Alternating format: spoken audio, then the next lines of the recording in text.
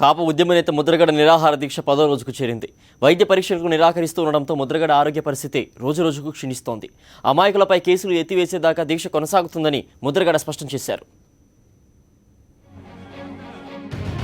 తుని ఘటనలో ప్రభుత్వం అరెస్టు చేసిన 13 మందిలో శుక్రవారం 10 మందికి బెయిల్ మంజూరైంది. 10 మందికి బెయిల్ మంజూరైందని, శనివారం మిగిలిన వారికి బెయిల్ లభిస్తుందని తెలిపి ముద్రగడను ఏదో రకంగా ఒప్పించి దీక్ష విరమింపజేయాలని కాపు జేఏసీ నేతలు, కుటుంబ సభ్యులు చేసిన ప్రయత్నాలు ఫలించలేదు. ఆ 13 మందిలో ఒక్కరు తగ్గినా కుదరదని, వారు వచ్చాకే విరమిస్తానని చెప్పి ముద్రగడ ఆమరణ దీక్షను కొనసాగిస్తున్నారు. సాయంత్రం కలెక్టర్ అరుణ్ కుమార్ సహా అధికారులు వచ్చి దీక్ష విరమణపై చర్చలు జరిపిన కొలిక్కి రాలేదు.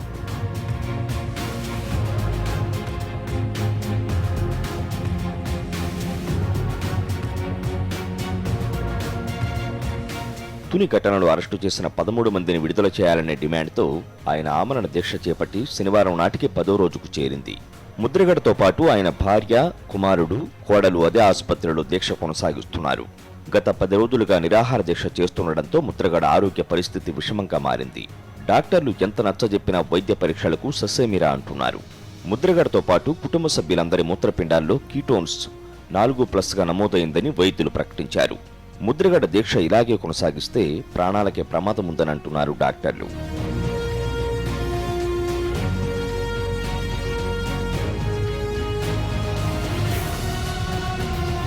మరోవైపు తుని ఘటన కేసులు ఎత్తివేయడం అసాధ్యమన్నారు ఏపీ ప్రభుత్వ చీఫ్ విప్ కాలవ శ్రీనివాసులు.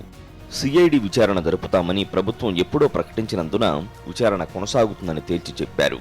కొన్ని అసాంఘిక శక్తులు, రౌడీ షీటర్లు కొంతమంది చేరి అక్కడ ఒక విధ్వంసకర సంఘటనకు పాల్పడితే ఆ సంఘటనకు సంబంధించిన కేసుల్లో కొంతమందిని అరెస్ట్ చేస్తే ఆ కేసులు పూర్తిగా ఎత్తివేయాలి అని డిమాండ్ చేయడం సమంజసం కాదనేది మొదటి నుంచి కూడా చెప్తా ఉన్నాం. ఎందుకంటే అది సాధ్యం కాదు. చట్ట ప్రకారంగా అది విచారణ అనేది ప్రారంభమైంది.